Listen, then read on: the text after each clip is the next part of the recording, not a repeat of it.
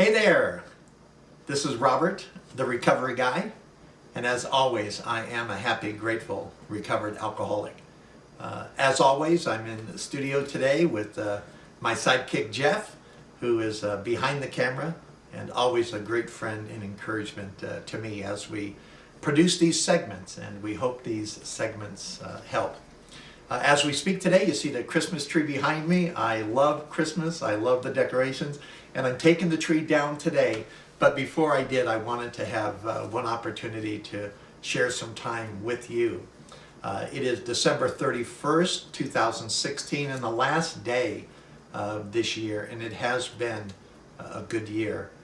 This particular segment, unlike many others that we do, where we just give you about 3.5, 4 minutes to introduce you to what the segment is about, and then as you become a member of our podcast and our download family, then the rest is available to you. This particular segment, though, because I think it's so important, we're going to offer it at no charge to you on YouTube and then our Facebook page, and then even a link through our website.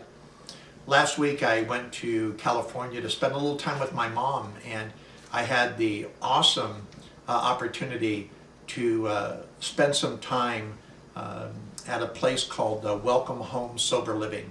And this particular segment is in honor of and in gratitude for the residents of Welcome Home Sober Living and the staff and the team that make that whole thing possible. And so about a month ago I had sent out a little message saying that I wanted to use a segment just as a question and answer. And so having met in the houses last week with the residents at Welcome Home, I pulled out some of the questions that we had discussed in my time with them, and in honor of them, I want to present those questions and put my answer to them. I know many of you out there who are viewing or will view this segment, you might have an expanded view of this, and heck, some of you might even disagree, and that's okay. At the end of the day, what's most important is one day at a time, we stay clean and sober, and we come together with the unity of our common cause, which is to help others recover. So having said that, I'm going to get right into the first question, spend a couple minutes on my response or thoughts towards it, and then move on to the next one. So the first question I pulled out was, why are the holidays more difficult days than others to stay sober through?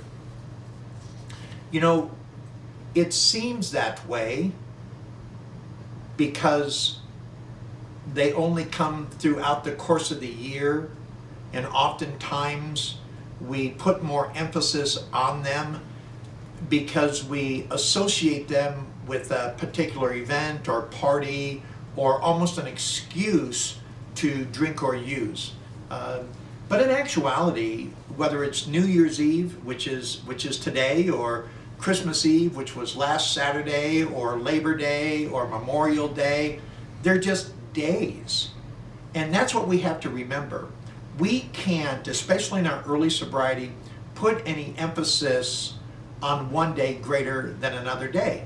Because at the end of the day, that's all we're given is a day. And the big book says what we really have is a daily reprieve contingent on the maintenance of our spiritual conditioning. So if I make sure that my spiritual conditioning is as sound on December 31st as it was December 30th, then it seems to me that getting through today will be just as simple as getting through yesterday was. And I know if I apply the same things tomorrow that I applied today, then tomorrow will be as simple getting through that clean and sober as it was today. Let's not try to put unnecessary emphasis on things outside, but rather focus on the things that are inside. So does it appear that days are more difficult as we cycle through maybe our first year of holidays being clean and sober? It is, but it only appears that way. They're really not. Having said that, we might want to make sure that we incorporate extra fellowship, an extra meeting. Make sure we spend some extra time with our sponsor. Maybe we spend some extra time reading or listening to inspirational material, certainly 12-step material. Maybe we make sure we are in service to someone else or some group, or making coffee or reaching out our hand to someone that we know is suffering. But it's only a more difficult day whether we want it to be or not. Matter of fact, my dear friend Slow Will, actually his sobriety date is today. He got clean and sober on December 31st. And if he can get sober on that day, then we of course can stay sober on that day. And I hope that addresses the question.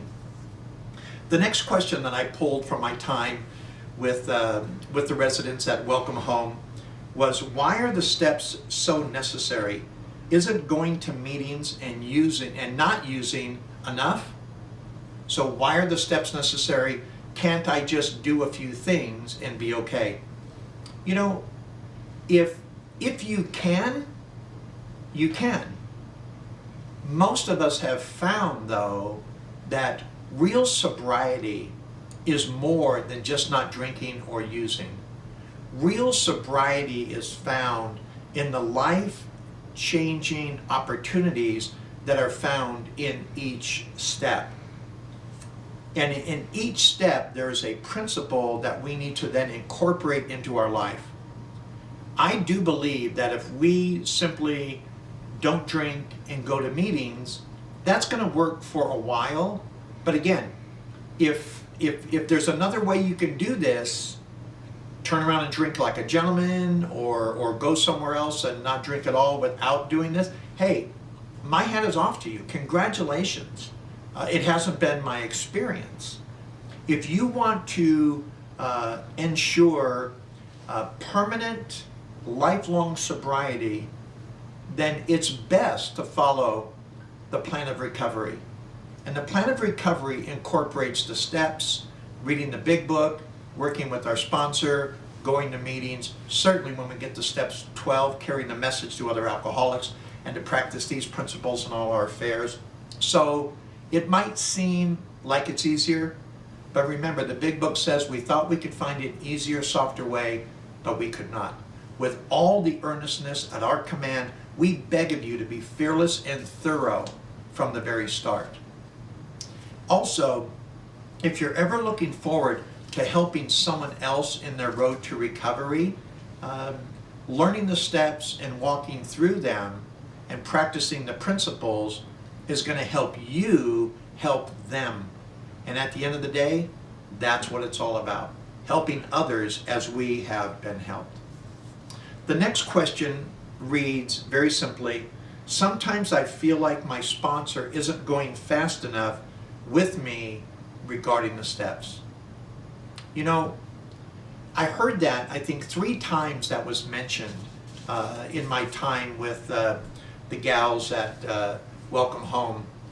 And we come in and we want to get this thing as quickly as possible because we want to get on to life. And especially with the residents of Welcome Home Sober Living, there's requirements that they need to do through the courts and through other governing entities that are mandating their stay in this program in their life.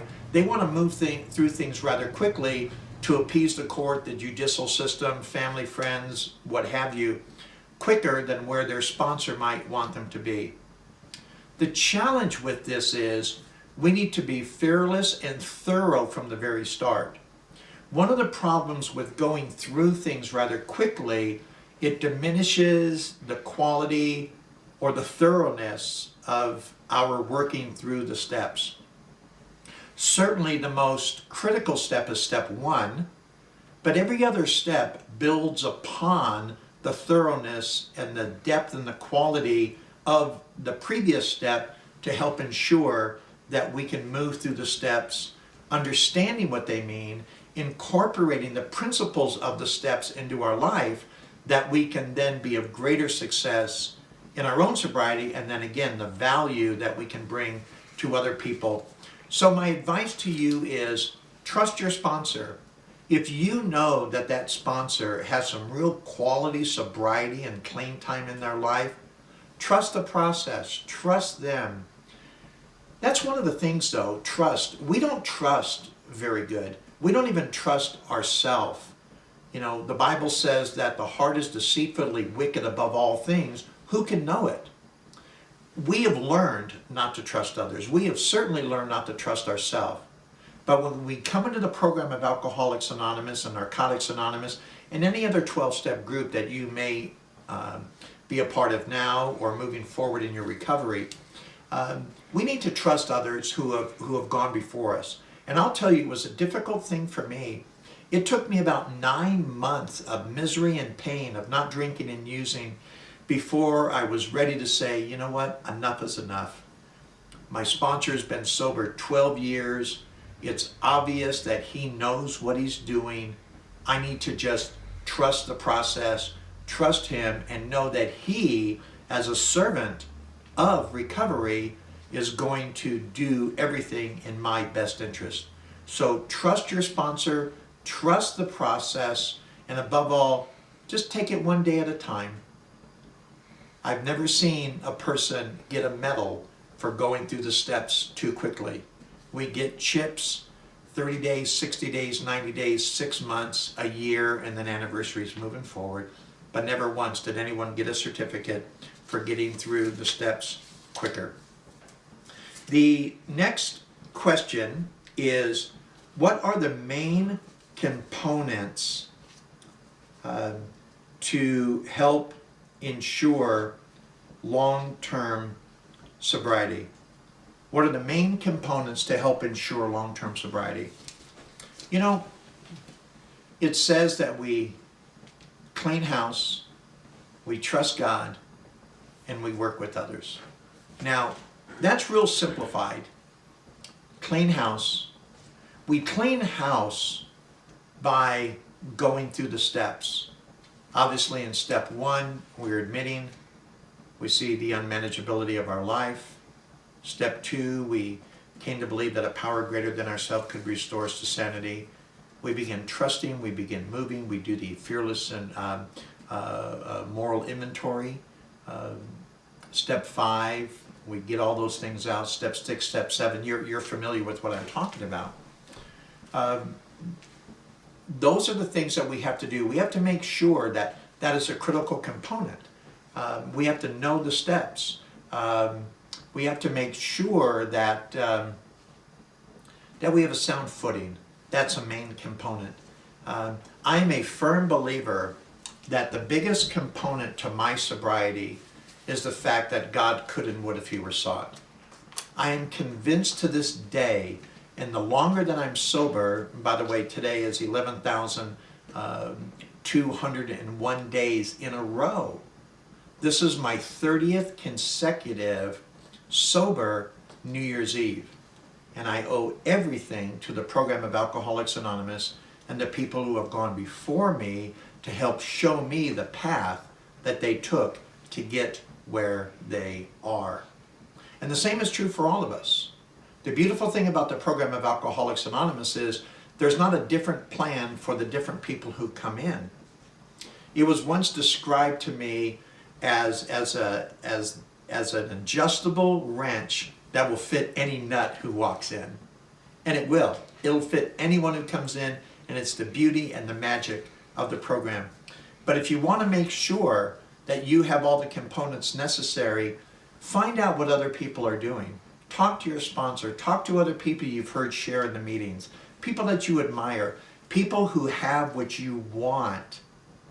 And find out what they're doing and use that as their components.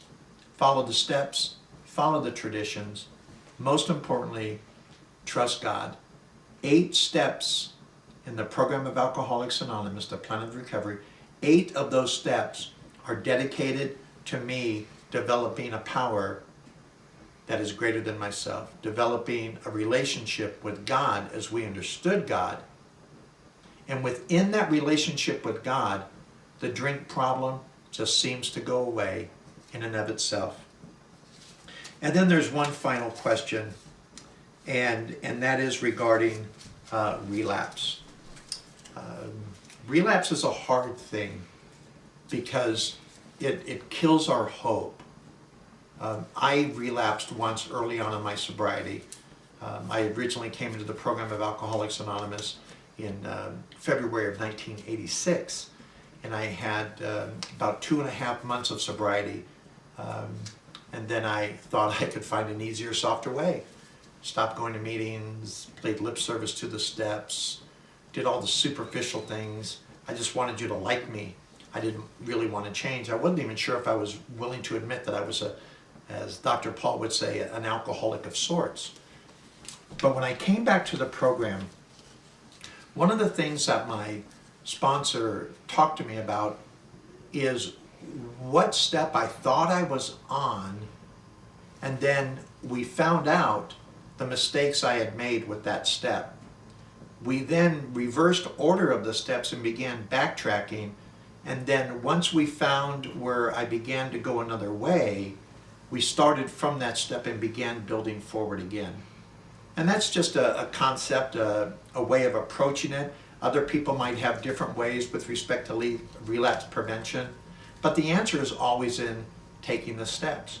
Obviously, to me, if you did relapse, somewhere along the line, you didn't think you were powerless over alcohol or drug, that your life really hadn't become unmanageable because you thought you could safely take a drink, or fooled yourself into thinking that you could, and you thought you could manage your own life once again. So my recommendation to you is, let's go back and visit step one. Let's find out the totality of our condition and move forward from there. Always making sure that before we take the next step, we've created the sure foundation of the previous step. And that covers the questions that I thought were most pertinent with the time that we have allotted for this particular segment. And again, this particular segment is dedicated to the women and to those involved in the Welcome Home Sober Living.